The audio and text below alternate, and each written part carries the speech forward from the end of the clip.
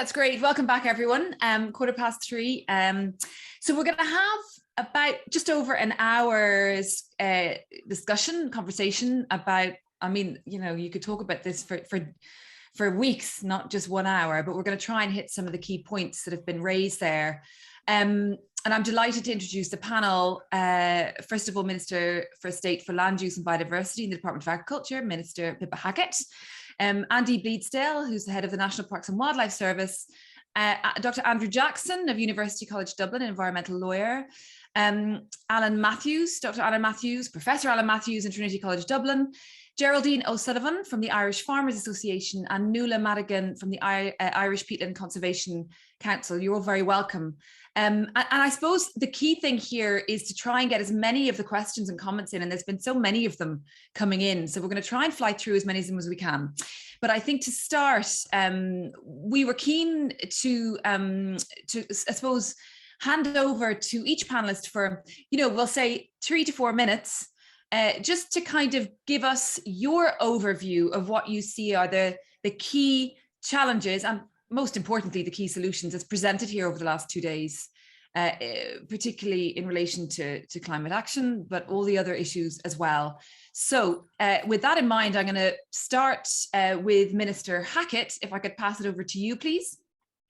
Thank you, Ella. Thank you very much. And thanks to everyone. And it's great to be at this event. And I haven't had the full opportunity to tune in yesterday and earlier today, but I think the summaries that were given just before this session were really useful. And I am looking forward to hopefully getting to look back through the recordings later.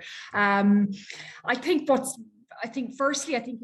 it's great to see the really sort of broad, I think, even into the public domain and farming circles, the acceptance and really growing understanding of the value of peatlands. Look, I live in the Midlands. I'm surrounded by, not only cutaway bogs, but peaty agricultural soils, and indeed I have two in my area quite close to me. I've not too far from the of different types of have I broken down a bit there? Have I? So you are slightly you're slightly breaking up on us. So I just wonder, we'll give it one more go, and maybe we can take it from there and just see how it goes. Okay, sorry about that.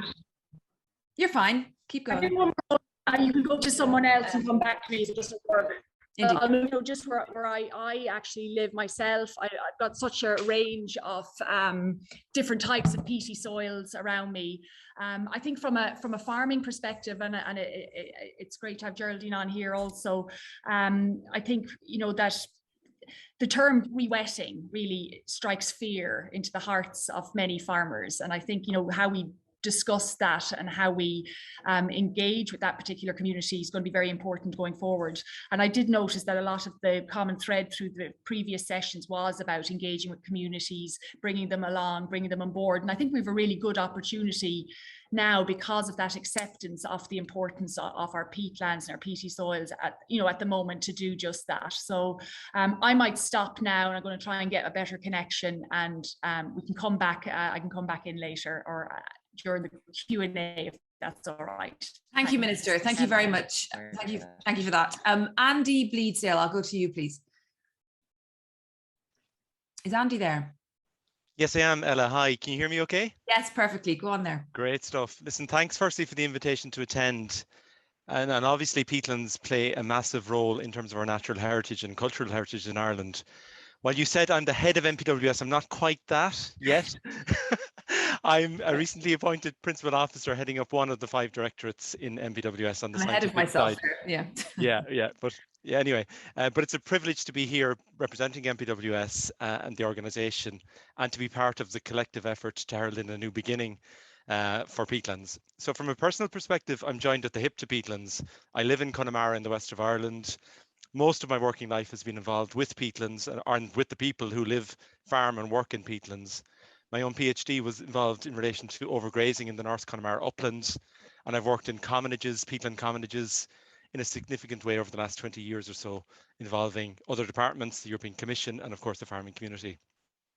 So when my experience is mainly in terms of blanket bogs and upland habitats, I'd like to also acknowledge the work described over the last few days by colleagues of mine, Morris, Fernando, Shane and Suzanne, in relation to the raised bog work that they've been doing, that we're very justifiably proud of.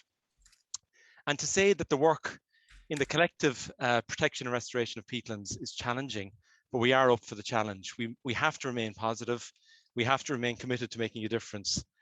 And while the biodiversity strategy provides a roadmap in terms of what we need to do in terms of future designation and restoration, we need to interpret that in an Irish context and make it real in that context. But whatever we do from the perspective of the science, as Michael Fitzmaurice has said, we can't do that in isolation from people. And the solution we arrive at must involve the people who own and use and farm peatlands, and we need their support. There have been tons of inspiring projects referenced over the last few days. I haven't been in full attendance, but I've been watching, looking at the agenda and listening to some of the media coverage in relation to it, Twitter and so on. We've mentioned the NPWS Raised Bog Programme, the EU Life Funded Living Bog Project, the work of Bord na Móna, and in particular in relation to EDRIS, the EU Life Peatlands and People Project, Interreg Care Peat, Farm Peat, and Interreg projects such as Canon Cab, Wild Atlantic Nature and Intel funded work in County Wicklow. And we've been involved to a greater or lesser extent in all of those projects, which is inspiring and encouraging. But again, people must be at the heart of it. And if they aren't, we will fail.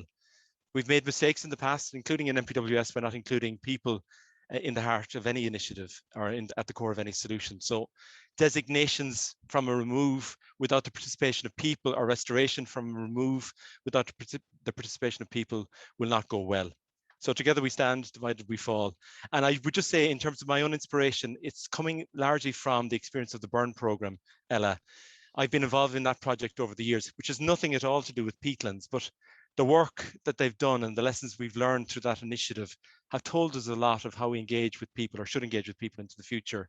Locally led solutions, trust building, building capacity locally, paying local people for the work they do. And that's really, really positive. So locally led for me is the way forward. And again, in the context, while Pippa is here, Minister Hackett is here, in the context of the CAP strategic plan, we place great hope in the farming context that the work that the CAP can do in rewarding farmers for their management of peatlands, that can be a real positive signal to those farmers that what they do is appreciated and rewarded. And that protections are put in place under Pillar 1 to make sure that habitats, even non-farmed habitats, are protected under the pillars of the CAP. And as has been said, and Minister Hackett has already said it, the language we use in terms of rewetting is really critical here and important. And one final point I would say is that peatlands and designation should not be looked at in isolation from the wider context of land managed by people. It's just part of the land managed. So we need an holistic approach to how we consider designations and peatlands in the wider landscape context. And just while I have my biodiversity hat on, to broaden it beyond biodiversity and look at the added benefits for climate, for water, for soil, and to look at some of the cultural assets that we have in the wider context of peatlands as well, historical and archaeological. One final point, Ella, if you give me one more minute, just one point I'd like to make is that if you're depending on NPWS alone or anybody in isolation, that will not work in the context of restoration of peatlands. We all need to work together. It needs to be bigger than NPWS, and I'd like to think it will be. And we need the support, the buy-in of organisations represented here today and the communities more widely in the country in peatland landscapes. They all need to be party to the solution, and that the work's done by Bord na Móna, Cuilta and other bodies can provide a roadmap and contribute to the ambition of the biodiversity strategies in the years ahead. That's it from me. Just like to thank everybody and Catherine for the invitation. We're happy to work together collectively into the future. We're in listening and learning mode, all of us. So let's work better together in the future. And we let the organisers relax over the next few days before asking them to plan the next event, which we feel has been really useful. So thanks for that, Ella, and I'll hand back to you. Thank you very much. Thank you very much, Andy, and sorry for giving you a promotion there. And we will talk a little bit about coordinating restoration and how it should be done. But I'm going to hand over now to Andrew Jackson. Thanks, Ella. I think this event has been, really excellent, and it's a credit to the organisers. I was really heartened and found it really heartening to hear all about the excellent work ongoing to understand peatlands and to restore and rehabilitate them. I think, reflecting on the past couple of days, it's important also to recognise the momentous nature of Bord na Móna's decision to cease extraction and rehabilitate. I think sometimes we don't celebrate environmental successes enough as they happen. And that is a genuinely momentous change in terms of land use in Ireland. And it also emphasizes the importance of a just transition. And, you know, this is going to be one of the first of many just transitions that are needed. As regards the future of the peat industry, you know, and coming from a legal perspective, I'm particularly interested in that angle. I think we need fundamentally to be guided by the concept of planetary boundaries. And I feel a little bit like we're stuck in a twilight zone at the moment. The comparison I've been thinking of is, do you remember back to the start of COVID back in March 2020, when, you know, people were traveling to Cheltenham, and then there was the whole discussion around, well, will St. Patrick's Day go ahead in Dublin? And there just wasn't a recognition that the ground had moved beneath our feet. And suddenly decisions that looked impossible became inevitable overnight. I feel a little bit like the discussion as regards the future of peat extraction is in that sort of an area, as regards the climate crisis and the biodiversity crisis. And it's important to look at where we are legally. No company has planning permission for peat extraction. No individual has planning permission for peat extraction. No extraction has been subject to environmental impact assessment or appropriate assessment. You know, that was a choice by the peat industry. Regulators largely turned a blind eye to that. So, you know, that's where we are. I think the process of carbon budgeting that's going to come up, of course, under the new Climate Act will be the reality check. And as Naomi Klein puts it well, I think there are no non-radical options left open to us. So when I hear suggestions that are, you know, sort of business as usual incrementalism, those just they strike me as something from a twilight zone. We've yet to sort of wake up to the reality of what the science is telling us, and I think we need to be guided by that. And I'll finish just with this point, which is related. Minnow Prasad spoke earlier about the need, in his view, for a new consent system for peat extraction for the horticultural industry. It's important to say, I think it's clear that the government has already been working on that. And indeed, this week in an Oireachtas committee, the so-called substitute consent system and amendments to that were being discussed. For those who aren't familiar, substitute consent is a system which was introduced after a judgment of the European Court against Ireland, which says that where something like peat extraction has gone ahead in breach of the law without environmental impact assessment or appropriate assessment, it can only be regularized after the event in exceptional circumstances. Now, because the peat extraction industry did not engage with EU law in the past, that's the situation it finds itself in. So there are EU law limits as well as planetary boundaries to be contended with in discussing the future of the peat extraction sector. The peat companies will need to show as part of this process that there are exceptional circumstances that justify allowing the activity to continue. And I would contend that the science strongly suggests that the exceptional circumstances point in the opposite direction. Thank you. Thank you, Andrew. Thank you. Alan Matthews from Trinity College, I'm going to hand over to you. Thanks a lot, Ella. I hope you can hear me. Can indeed.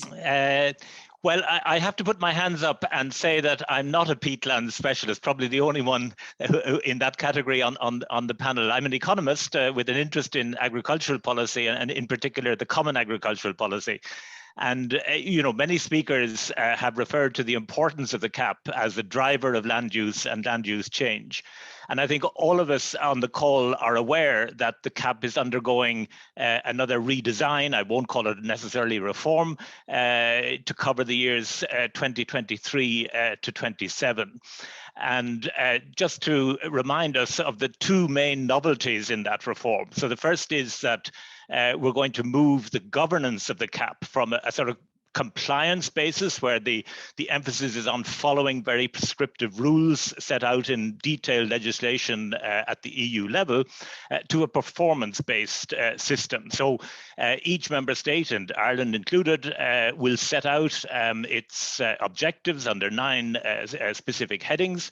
It will have to define an intervention logic as to how it's going to use the CAP money to actually achieve those objectives, and they will include biodiversity and climate objectives as well as others.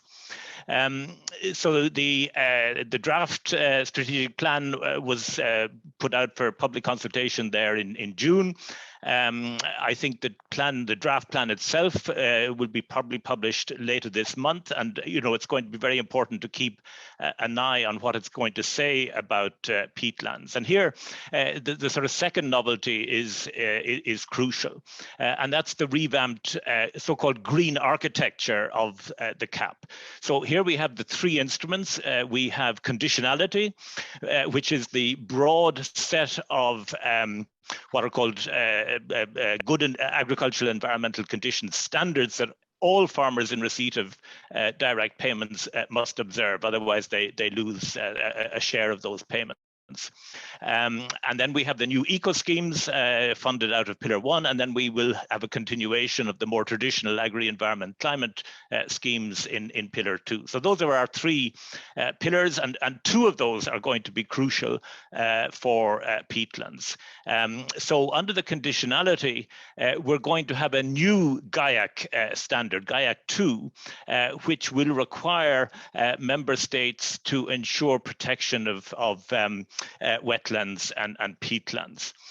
So essentially, in our strategic plan, we're going to have to set down what that means. And in the public consultation, the department indicated that it was considering, what would be appropriate definitions of wetlands and peatlands.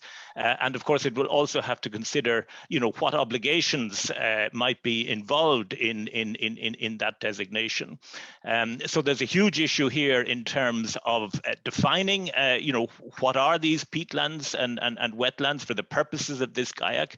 Because clearly, if you are farming a particular land parcel, you want to know, are you covered by any obligations that might be required? So there is a sort of 2-year window up to 2025 that the government can use it. I haven't seen whether it will use it or not before this GAIAC standard is actually implemented. And as I say, what might be the requirements? Will it be, for example, a ban on new drainage of organic soils, a ban on burning of peatlands? So all of that remains to be defined. The other element is actually the potential to use the agri-environment climate schemes in Pillar 2, particularly for re-wetting. And I understand the sensitivities around that, but I'm just going to use that phrase for simplicity. So the new eco schemes, I don't think, have a huge relevance to peatlands, because they're going to be annual schemes. Farmers can opt in, opt out on an annual basis, and I don't think that's really going to be very relevant to peatland restoration. But in the agri-environment climate measure, the department has indicated that there are going to be these cooperative schemes, so building on the pilot experiences we've had in the under the EIP projects, and that this will support re-wetting of peatlands. And of course, we know that in the Climate Action Plan 2019, so the one published 2 years ago, the government committed to re-wetting up to 40,000 hectares of organic soils by 2030.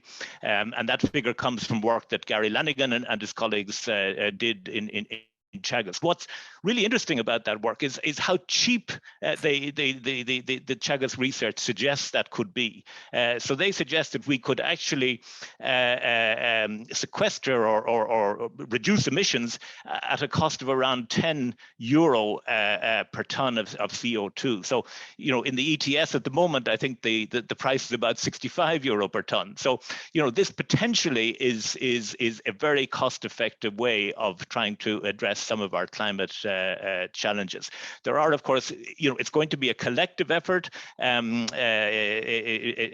a local level. It's going to be a landscape effort, and this is going to require huge engagement with local communities to make that a success.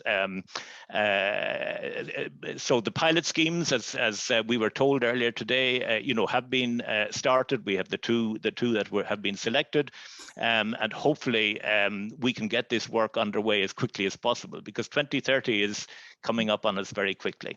Yeah, thanks, Ella. Thank you so much. And that last point being in some ways the most important one, which is the urgency of all of this.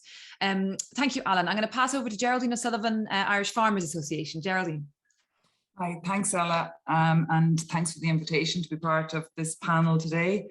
Congratulations to everyone involved. As I'll echo everyone else, it's been a great couple of days, incredible presentation, speakers, and I too am a slight peatland novice, so the insight that was given and the research and the work that's ongoing is very encouraging, and I look forward to exploring more and finding out more. I suppose for me, I just kind of picked out from a farmer perspective a couple of things that obviously are, as the minister said, we see the potential here within our carbon soils for them to act as a sink.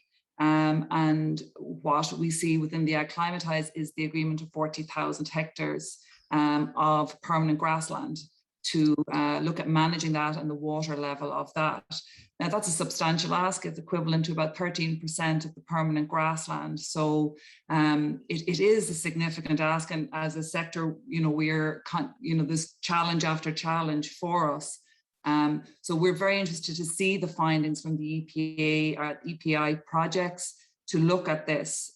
This has to be done. Often when re-wetting, rehabilitation, restoration is perceived as a way of moving people off the land, particularly farmers off the land, and that is a concern. That would be a big concern for farmers in localities, that it would undermine their production, undermine their viability as a business, and may not have an immediate effect, but could also then affect future generations getting into farming. So we need to be cognizant of that. A lot of the speakers spoke about creating the right financial mechanism to support farmers in these areas, to support these projects, and that really is key.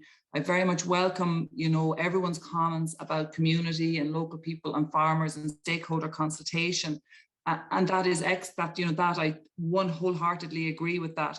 But we also need to create the mechanisms that will allow these farmers to stay on the land. We're very lucky in Ireland that we have a farm family model of farming.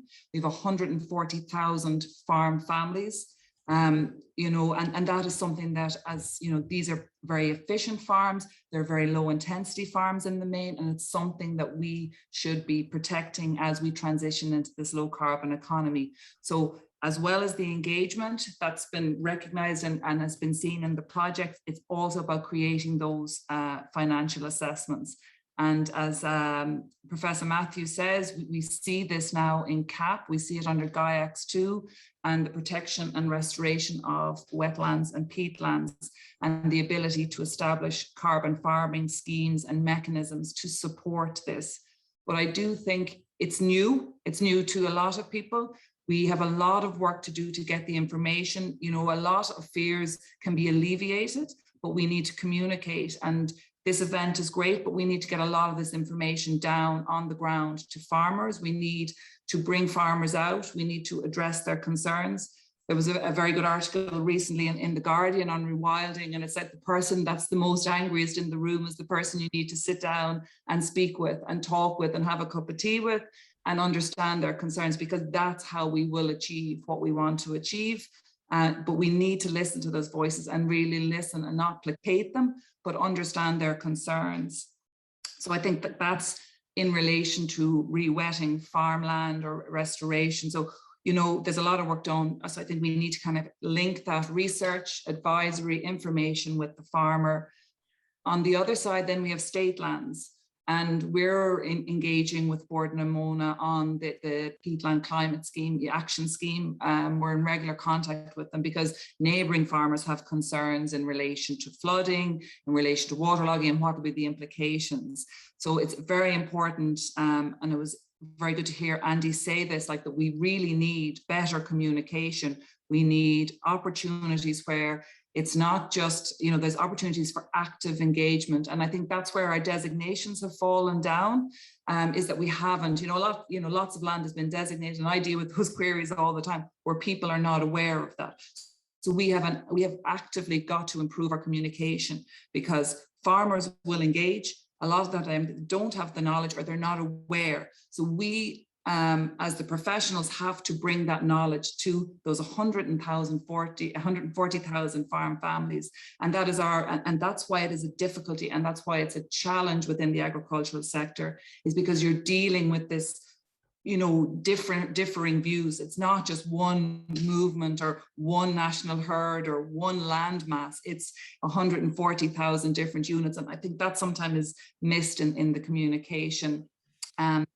Just wanted to go on then in relation to the peat harvesting, and I suppose just briefly, if you can, Geraldine, and then we'll get to the, sorry, I don't mean to. No, you're sorry, I'm a talker. It's great. The peat harvesting, just to say, it frustrates farmers. Say on the 18th of September there, we saw 3,600 tons of peat being imported from Latvia. We saw 200 trucks at a port collecting that peat, and that journey was 3,000 kilometers round trip. And we have a product here in this country. So reconciling, how can that be good for biodiversity? How can that be good for climate action? It's estimated that 1% of the peatland area is sufficient for the horticulture sector. We need to look at this. We need to ensure it does not make any sense. I know we talk about boundaries, Ireland, Europe, internationally, but that does not make sense. And we need to look at that. So I'll finish there, Ella. Thank you, Geraldine. Thank you very much. And finally, we're going to hand over to Nuala Madigan, Irish Peatland Conservation Council. Nuala. Thanks, Ella. And I suppose, again, to echo, congratulations to everyone involved in the Peatlands Gathering. Over the past 2 days, it's been informative. It's been a fantastic event, so congratulations. I'm going to go back to, I suppose, the opening of the event with Minister Noonan, and he said that nature, peatlands, they need a helping hand. We heard earlier on how it's never been more urgent. This is the time to help our peatlands. And where it was suggested, and I suppose we were asked, we need to be the first generation to leave our planet in a better condition than we found it in. And I suppose that's where I start, because over the past 2 days, we have shown and we have learned how much we know about peatlands. We are the generation today that won't have the excuse. You go back 40 years, 30 years, research in peatlands was beginning, it was in its early stages. 2021, the Peatlands Gathering has showed how much we know about peatlands and how important peatlands are across our community and for cultural heritage, and to people in our peatland communities. We've also heard that there's a lot of challenges with peatlands. We've heard from very early in the gathering the serious problems the archaeological societies are facing when it comes to looking at our history, which is so important, and we've learned so much from our history and who we are and where we came from. We've also learned and we've heard how our active raised bog has, over the past 3 reporting periods, is listed as unfavourable and bad. We've heard how we need hazard mapping required for landslides. We've heard how there was an unwillingness to regulate the peat sector and how we have many laws, but they're limited in enforcement. We've heard how 106 of our water bodies are at risk from peat, and water is our lifeline. It's so important, clean, healthy water. And we've heard the challenges the communities living around our peatlands have experienced over the years. But there is positives that we have. We have research, we have technology. We need more. Many of our speakers called for, we need to learn more about our blanket bogs. We need to know more about the chemical and biology and the characteristics of our lakes and our uplands. And they're just examples. But also what was inspiring to come from the Peatlands Gathering is the great work that's happening. And I know, Andy, I think you mentioned them all. I'm not going to mention any of them, but you know who you are.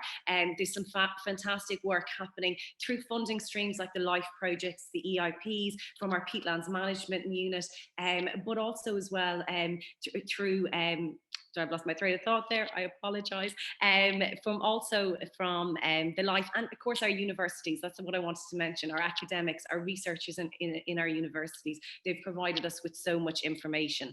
Okay. I think we've also learned how restoration can work, and we know that it can work, and re-wetting has been mentioned so many times over the past 2 days, and we have seen the values of peatlands down through the sessions as well. But we need to work together. And I think it's strong element that came from me was from all of us was that community engagement was so important. But we need to work with the research and academics in our universities, local and national government need to engage. From myself as an ENGO, we need to engage. And if together we can make a big difference. Okay, Nina, I'm gonna just ask you to wrap up there so we have a bit of space for the discussion as well. Thank you. Apologies, I was just coming to the end. Catherine opened with a quote from Kingship and Seamus Heaney, but today our Peatlands Gathering opened with a quote from Matthias Schouten. He's a patron of the Irish peatland conservation. He was described as the godfather of peatlands. Ireland is a treasure house of bogs in Western Europe. Ireland, IPCC suggested that they were a natural solution to our environmental crisis, and we presented our climate action plan. We know what we have to do, and we need to just find the solutions to do that. We have a roadmap of 12 actions in our action plan, and that could support communities on the ground through a carbon credit system, land mapping system. But I'm going to leave it there, but congratulations everyone who took part. Nuala, thank you so much. Thank you so much. Minister, I'm going to come back to you now. We've got, hopefully you can stay with us for the next half hour or so, but I just wanted to ask you first. I mean, we heard that lovely poetic line from Florence Wilson, I think it was yesterday. She said, drain bogs are permanently stuck in autumn, decomposing, fading away. So this absolute urgency for coordinating restoration, but obviously, and perhaps somewhat typically in Ireland, where things fall through the gaps in terms of the agencies and the departments responsible. And I just wonder, you know, the MPWS can't do it. Who should do it? The EPA, Department of Agriculture? I mean, do you have any sense of how that kind of coordination could happen? Yeah, it is a good question, because it is something that even when we talk about horticultural peat, essentially it's, you know, my department's responsible for the horticulture sector, but it's not responsible for the extraction, and it's not responsible for the planning. It's not responsible for the EPA licensing if needed for it. So that in itself is like a microcosm of part of the problem. But I think certainly the coordination is important. And I think and you know, Andrew mentioned about it being just, and it does have to be just, because we could quite easily pinpoint the Midlands, and look, the Midlands gets a lot of pinpointing as it is, from being the centre of peat extraction for energy, and also locally, you know, I think 40% of homes in Offaly are heated with turf. So I mean, that's still the case. But we decide we'll just re-wet a whole, you know, part of the Midlands, farms and all. I mean, maybe there's a mechanism there to if we're looking at re-wetting of farmed peaty soils, that we don't just pick out 10 farms in the Midlands to do it on. Maybe we look at, you know, spreading that across different farms, so everyone maybe carries the can a little bit. I don't know what the output or the benefit of that would be, if every farm doing, you know, potentially 10% re-wetting, does that deliver the same amount as a small number of farms doing the 100%? Actually, you know, somebody on this panel might be able to explain how that might work better. But I think that coordination is absolutely essential, and I know there's a number of these sort of events help help direct that, because we have such a variety of even panelists, and you've had a range of presenters and speakers, and it certainly lends to maybe finding where those gaps are. Certainly those pilot EIP projects in the Midlands, look, that is a coordinated approach to try and engage with farmers, engage with the actual, for example, the Clara Bog I visited. I launched that, one of the EIPs there, and they've engaged with farmers around that. And they're anxious and they're nervous and they're saying, what's going to happen to my land? And it is very, very piece by piece. It's quite gentle approach to it. Is it dramatic enough? I don't know. It probably isn't. And I think that's the biggest fear, is that it is a big shift, and there's no really two ways about the challenges we face, and the really assertive way we need to engage with those challenges. I haven't really answered your question, but I think it's one that really does need to be worked on to really deliver on this, and to get that coordinated approach across all the departments and agencies. One final thing I might just say on the horticultural piece, because it is a good example, and the comments, I think everyone's comments in a way have validity, because they're representing different viewpoints in different sectors. I mean, even in terms of historically the huge amount of peat we were harvesting largely for energy production. I mean, if you even just look at the amount of peat that was extracted for horticultural use, we were exporting 90% of that. That was not for domestic use, that was for the export market. We're still exporting peat today. And one final comment I will make, and this is a coordination piece as well. While I am the minister with responsibility for horticulture, and I don't want to see that sector sink, and I want it to have a just transition to a peat-free future, and all the horticultural growers understand that's where they need to get to, but they can't get there in a year. It takes longer than that. But the level of illegal extraction today, I would just love to know the measures, the volume of what is being, and the area of these being illegally extracted today versus what we may need to transition the horticulture sector out of peat, say for a 5-year period, what the net gain in terms of emissions would be. Because I see it all around me. There's piles of milled peat everywhere, and it's not for domestic use either. A lot of it's going for export. But that's happening. We have a question here from M. O'Rourke. If large-scale peat harvesting is now illegal, how does the minister propose to support the professional amenity and edible horticulture sectors? Well, I mean, in relation to there is a supply of peat that is there for the amenity sector, probably for the next year. That is secured, I understand. But that doesn't fix it. But if that could be extended out for a bit longer with blends and so forth, that would help. It still doesn't get us away from the issue of the large scale illegal extraction that's ongoing, and the emissions that are associated with that. I actually, somebody here may answer, do we know the level of extraction and the levels of emissions associated with the illegal extraction? Okay, Andy, thank you, Minister. Andy, I'm just going to come to you on that last question, the first question rather, which is coordination of restoration. I mean, in some ways, it is the first question because it is presumably the most important one in terms of who should be responsible for coordinating it. That's a very, very good question, Ella, and I was kind of heartened that the Minister admitted freely that there is a lot of coordination necessary. It doesn't involve any one of us, but all of us.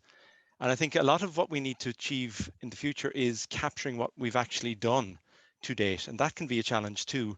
So while I've listed, I won't list them all again for fear of annoying people, but all of the really useful projects that are doing really good works, both within the SSE and SPA networks, but more widely in peatlands, we can't actually tap into or demonstrate the footprint of each of those interventions.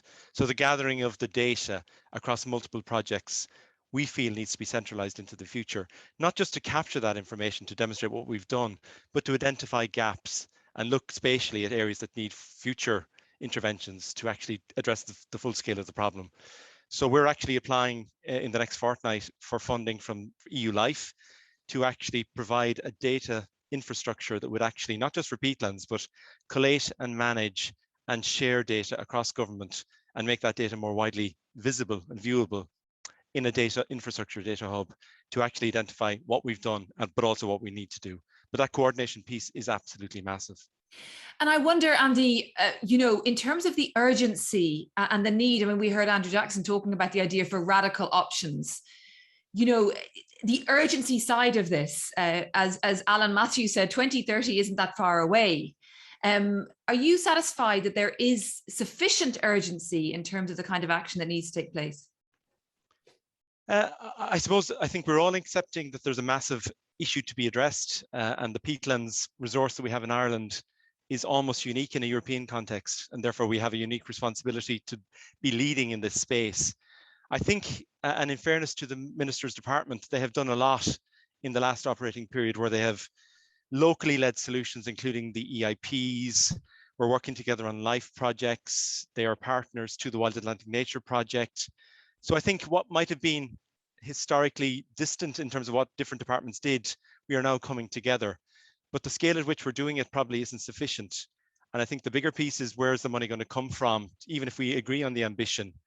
And I think we need to be proactive and strategic in how we seek to tap into European funding to address biodiversity, climate and water issues under the peatlands heading.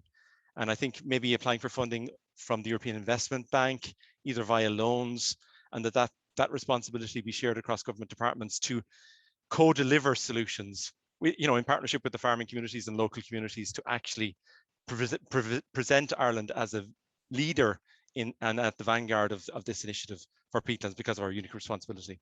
And would it help your job with MPWS in general to have some sort of establishment of a coordinating body to oversee all of these actions? Because obviously you have, on the one hand, the scientific requirement for good scientific data, you have the interactions with local people, you have the farming community, you have the state as well in terms of owning so much of the land.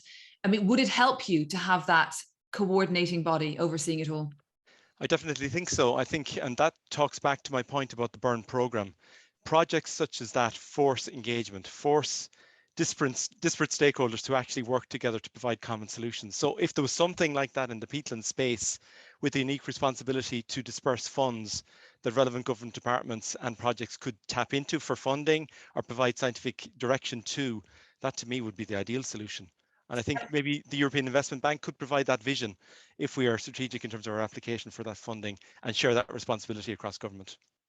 Alan, can I come to you just with regard to the CAP, and am I correct in understanding from what you're saying that in terms of Pillar 2 funding that there isn't a huge amount there for peatlands?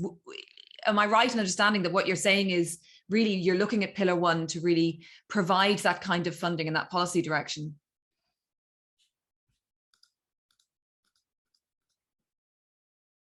Is Alan there? You're on mute. Alan, can you unmute, please? Yep. Sorry, Alan. Yeah. And I may have to just get up and plug my computer in a moment. I see I'm running low on juice. Okay, but Ella, just to get this question, it's actually the other way around. So the commitment in the draft strategic plan is to use the Pillar 2 funding to support the re-wetting objective, as people have mentioned. The current figure is 40,000 hectares by 2030. In the new climate action plan, which may be published in the next few weeks, it'll be interesting to see if that figure actually has increased, because of course our ambition has increased. So there is going to be a significant, at least 25% of the Pillar 1 payments will be now allocated to environmental and climate objectives. But I just have difficulty in seeing these annual payments where farmers they will have to apply every year to be part of an eco scheme. And they may decide, this year, I had a bad experience with filling out the forms last year, or I'm sick or something, so I'm not actually going to apply this year. I mean, for peatland restoration, and as I say, I'm not the expert here, but I just don't see that as being a viable way forward. And that's not what the draft strategic plan suggests, as I understand it, from what we've seen of it so far. So I think there will be additional funding because, first of all, the Pillar 2 funding has been maintained, but we have to allocate a larger share of it to climate and environment, and there is that commitment in the draft plan to this cooperative approach, which seems to be the right way to go. Everything that we've heard about the EIPs and the LIFE projects to date, that seems to be the right way to forward for this restoration work. And just picking up on your note about the appropriate definition of peatlands and wetlands, just briefly, do you see any potential issue there in terms of how they will be defined? Well, there's an important caveat, which is that, and let me just read it out here, that when establishing the standard, they must ensure that on the land concerned, an agricultural activity suitable for qualifying the land as agricultural area must be maintained. So I read that as saying that you cannot simply abandon that land from the point of view of farming, because then it would no longer be eligible areas for cap payments. So, and indeed, if you read the Climate Action Plan and Acclimatise, the department's roadmap, they talk about reduced intensity of farming on these organic soils. They don't talk about abandoning farming. So that's just a caveat to bear in mind in terms of how the cap money could be used for restoration purposes. Nuala, thank you, Alan. Nuala, I'm just going to put a question we have here from Shane Mulligan. He asks if a landowner is ready or even considering restoring or re-wetting some boglands, where can they go for solid online information resources on grants, incentives, information companies that could guide their decisions on the first or next step? Yeah, that's a challenging one for private individuals. We know 69% of Irish peatlands are owned by private individuals. And I suppose it goes back to what TD Michael Fitzmaurice said about the community engagement. IPCC are calling for a carbon credit system to be put in place on Irish peatlands. We heard the challenges with funding required to restore our bogs. But if we had a carbon credit system in place that was properly regulated, we could then acquire funding from companies and businesses that could be availed to our landowners privately, but also that state could access funds as well. And I think that's where we need to go in terms of our peatlands, because there's significant funding needed. By funding into private owners, they could then restore their peatlands, is supporting IPCC work at upskilling. One of the elements that we worked on throughout the past year is sharing our skills. And I think that's a very important thing, is where do we take all this information brought from universities and published articles and papers and get that information down to our local communities on the ground beside our peatlands. And we're very passionate about upskilling and a new narrative in education. So showing people how to do the work, but funding, I think, is the big thing with that. And that's why we believe that a carbon credit system for our peatlands really needs to be put in place. We put the question to the EU Commission. They're talking about 2023. But we have no time to waste in Ireland in terms of peatlands and climate. And also we've already declared since 2019 a climate and biodiversity emergency. Matthias told us earlier on 30 million into 10,000 hectares of their peatlands in the Netherlands that they try to restore. In 5 years, they've already seen a decrease in that because they've had such dry summers. We are in the middle of a climate crisis. We can't hold off and wait. We need to get funding into our peatlands for our communities, but also for our peatlands, because they're going to support us through our climate and biodiversity emergencies. Okay, thank you. And we have an answer here as well from Katrina Douglas. Shane, contact NPWS local staff and IPCC for initial advice on restoration. So that might be a first step, but you may be highlighting there a bit of a gap in terms of where do people go, just as a kind of query, if nothing else, to get them thinking about what the potential is, rather, for their land. Geraldine, can I come to you there very briefly? We've had some messages here about engagement. It does seem generally the tone has been engagement with the farming community, being careful about language, not to strike fear into the heart of the farming community as well, and how essential that is. I just wonder what, you speak about the importance of speaking with farmers. What, if anything, is the IFA planning to do with regards to that, so that there can be, for many farmers, a trusted voice in their ear in terms of informing them about what the potential is if they are either owning land themselves, peatlands and boglands, or they're neighbouring the land as well. I just wonder if you've any sort of insights you can give in terms of what could be planned with the IFA. Yeah, look, I suppose at the moment, because the Bordnamona Peatland Climate Action Team is active, we have a working group that we're regularly meeting with them. We've had a webinar on that. We have set up a section and got kind of all the concerns of farmers, and there was 50 plus questions. We got all those answered and they're available. We had a field day then with different representatives. So that kind of, getting people engaged, asking the questions, seeing things on site is hugely important. So that's working really well. We're looking now at kind of, addressing and providing kind of more information kind of for them at the moment. And we will continue to work with Bordnamona on that. In relation to rewetting and getting the information out, look, I myself am going to contact a lot of the EIP projects after this and try to get my own head around it.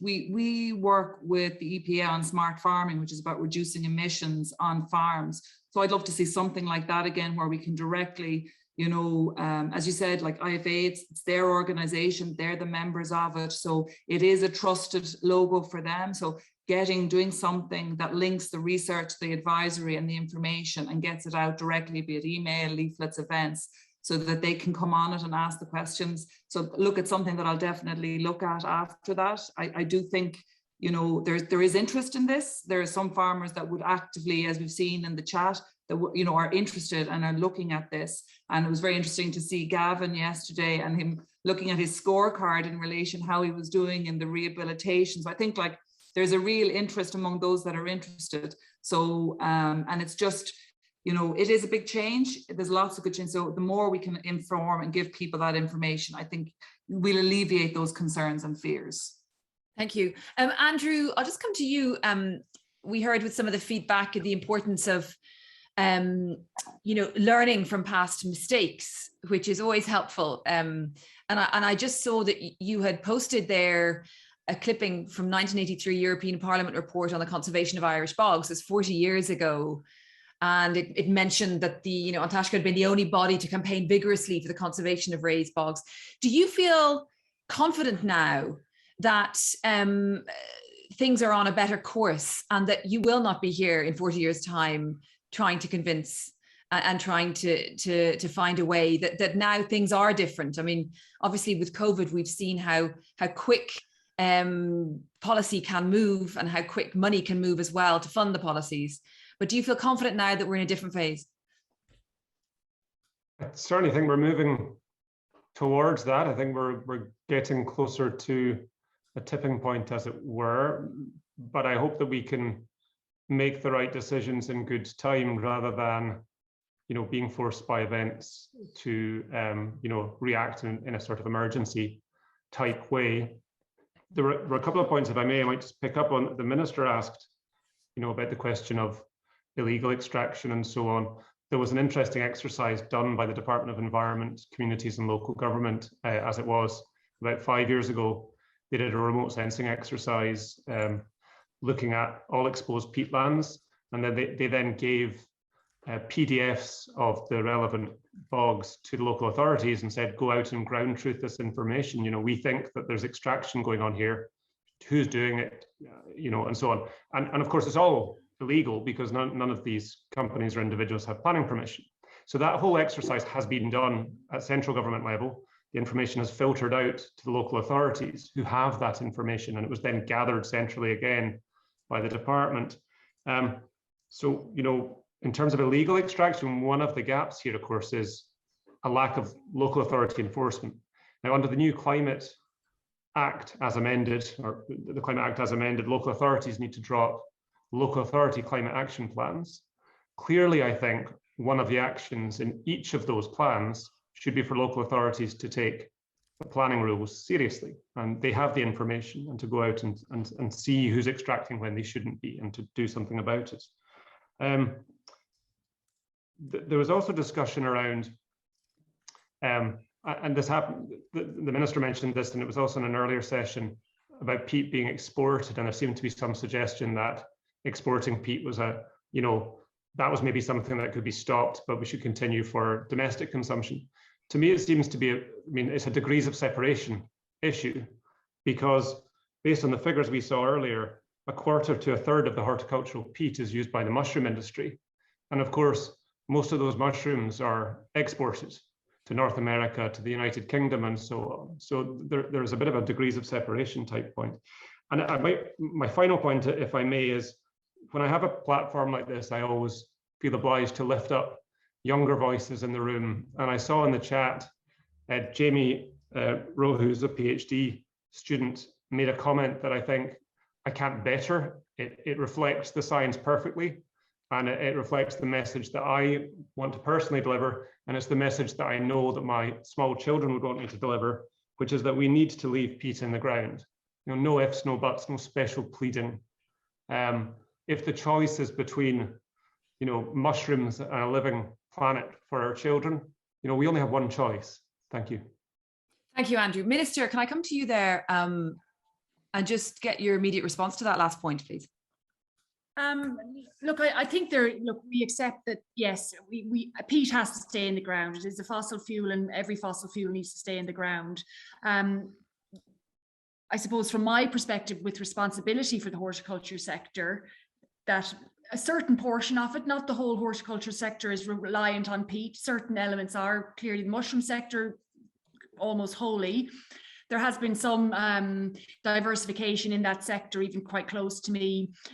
Look, it's a tiny fragment of the market, but they can grow, more exotic mushrooms in wood-based products, for example. But look, you cannot at the moment replace the mushroom casing, the peat layer for growing mushrooms with, there are looking at blends and trying to get further and further away from the amount of peat in it. So at the moment you cannot replace that. And same with amenity horticulture. Again, they're looking at blends moving away, but there's a whole section of horticulture that doesn't require peat, that is largely field-based, doesn't require a huge amount of peat anyway. You've got a whole apple industry there. They're trees-based. There's potentially growth and maybe even growing nuts in this country. Plenty of people do. So, I think we do have to look at getting the sector away from peat, whether we do that over a period of time by reducing the amount of peat. We just can't turn that tap off overnight, because we do run the risk of hurtling whole sectors, and thousands of people out of a job, so that's important. And I think that's that just piece, again, that just transition piece, that we have to try and transition that. We are still not wholly reliant on renewable energies, for example, for our energy sector, and we are going to have to transition to a point that we no longer need any fossil fuel based for our energy sector. I just think we just have to look at this, as I said, if it's a small amount for a domestic market. I do take Andrew's point, though, in relation, if we're growing things here for a large export market, there's just a degree of separation there. Where is that? I'm a believer in much more local food systems, shorter supply chains. I think there's a scope there, particularly within the horticulture sector, to supply far more locally. And I think even coming out of the COVID crisis, we've seen people maybe engaging more with their local farmers markets and so forth. And I think there's scope there. And within that might come a bit more of a movement away from peat. But at the moment, unfortunately, we cannot just turn that tap off. And that's why I keep coming back to the amount of illegal extraction. If we clamped down on the illegal extraction and potentially for a short period, or allowed, maybe we don't even need to extract it. Maybe half of it's out of the ground already. Maybe we can take it over and spread it out. I appreciate there was a comment there about the mushroom sector uses a different type of peat to amenity horticulture. That's another whole discussion. But ultimately, yes, the peat has to stay in the ground, and it's how we get to that point as quickly as possible, that we no longer extract peat for any point, for any use. And that's the challenge. Okay, and I just wanted to reiterate again, there's been so many positive messages have come in of support to Catherine and all the organisers for what has been such a positive 2 days, and we're nearly coming to the end. but it's great to get them. And I just wanted to end with a question from Ray Stapleton. He says, thinking of keywords from the past few days, and Minister, if you don't mind answering this, thinking of keywords from the past few days, such as biodiversity, collaboration, research, urgency, restoration, community funding. I think projects of scale are key across our peatlands. Ideas such as a national peatlands park on 7,000 hectares of Boardnamona cutaway, as is proposed in West Kildare and East Offaly, are the type of project that could unite communities, research, all of the organisations featured in the Peatland Gathering, and attract funding. It would showcase what can be done and also act as a catalyst for similar developments across our peatlands. Do you have anything to say to that, Minister? I mean, I think something like that sounds like a fantastic idea. And I get contacted actually quite a lot because I'm based in the Midlands about how people can access maybe Boardnamona land, how they can, get to access Cuilcha land. And of course, the ESB have a small amount of land also in the Midlands, and a lot of it. And I hosted a webinar because of this, because I'd had so much a couple of months ago. It was really good. I had representatives from that, also from Fáilte Ireland. I saw a comment there about the value of tourism, particularly in the Midlands. I mean, the potential there is vast. We are creating networks of greenways. There's blueways. There's old railway tracks across the Midlands that could potentially be something wonderful. Little train trips. Tourist train trips, not commuter. The National Peatlands Park, I mean, is that something that you would consider for funding? Well, I mean, it's not my department to fund it. I think it absolutely should be. I mean, if it's Boardnamona land, then that's going to lie within another department. But I think that's something that really should be explored. And look, maybe Boardnamona have ideas for that, and because they are re-wetting and they are doing a lot of things. They have a Lochbora Park. Maybe this is another one, further, in West Kildare. I think the scope is there. I think it's about the engagement. It's that community piece and to engage with Boardnamona.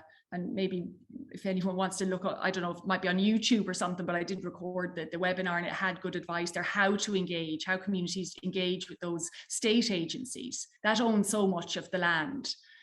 Which we should be really for all of our benefits as citizens here. Thank you so much. And just a final word from Katie Holton, who said there's a huge need and interest in visiting bogs. RD Bog is tiny, but since we started our Instagram, we've had many, many new people wanting to come and visit. And it's a nice positive way to end what has been a very interesting and stimulating discussion. I'd just like to thank Minister Hackett, Andy Bleasdale, Andrew Jackson, Alan Matthews, Geraldine Sullivan and Nuala Madigan. There have been so many questions and so many different topics we could have covered. So I can only apologise that we didn't have time to do that. But thank you so much for all your time. And I'm going to hand over now to Catherine Farrell. Catherine. Yes, it's me. I'm back.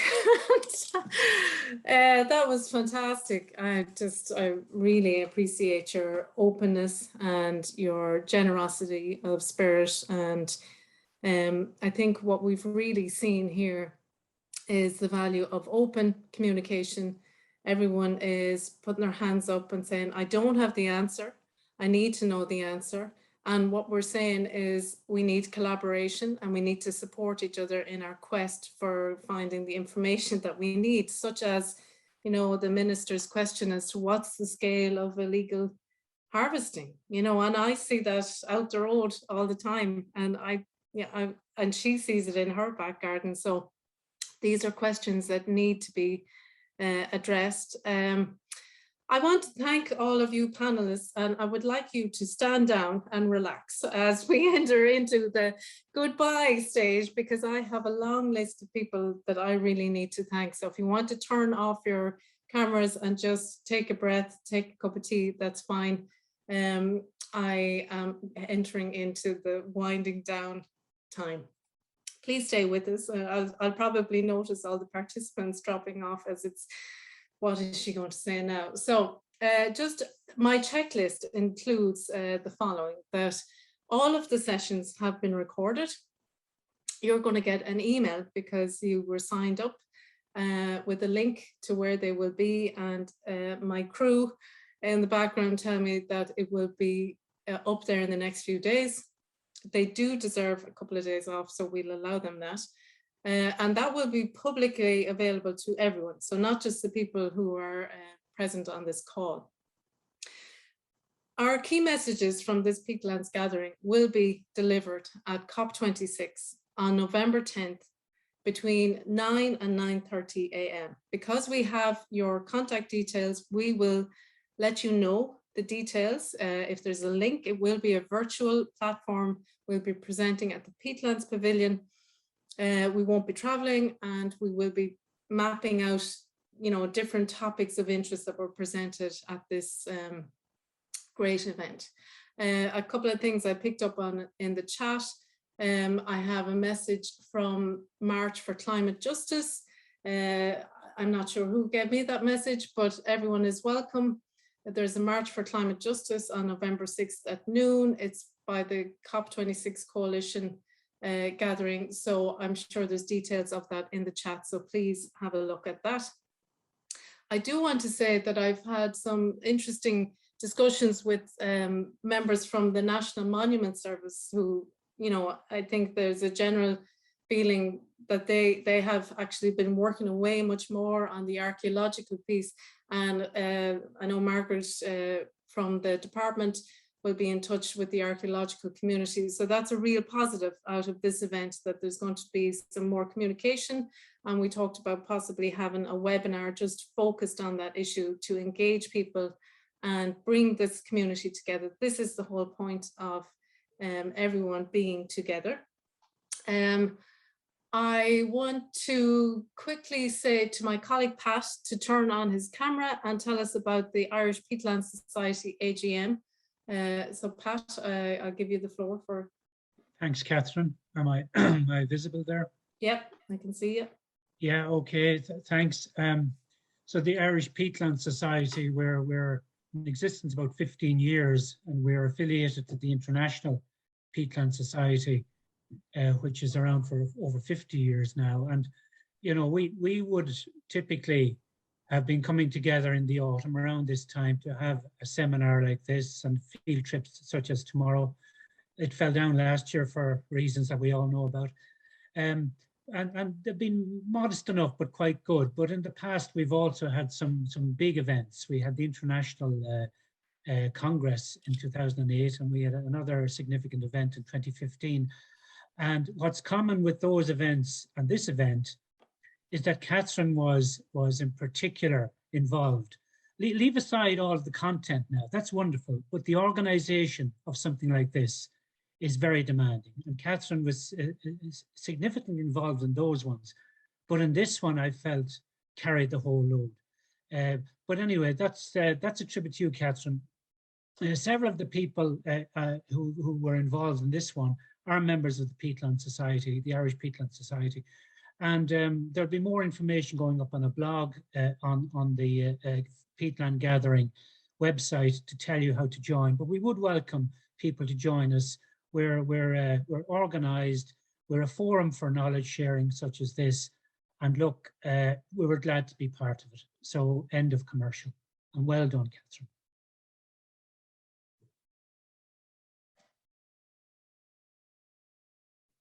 Mute. I was on mute. So that's the Irish Peatland Society. So watch out for that on our blog. So now I need to get in and thank some people. And that's really important because a lot of work went into this. It wasn't just myself. A big shout out to John Connolly for organising the map for the field trips and the coordination of the groups. Some of you will be joining field trips tomorrow. And if you're not, I do encourage you to get out on a bog near you and take a picture of you enjoying your local peatland. And it doesn't matter if it's not a peatland, it could be a nice rushy field. And that's nice too, like Caroline Lauder showed us. So thank you to John Connolly, a big shout out there. Thank you to the field trip leaders who will be leading the tours tomorrow, the chairs, the note takers, the support, the organising committee. They're listed on the website, but I'm calling you out here now.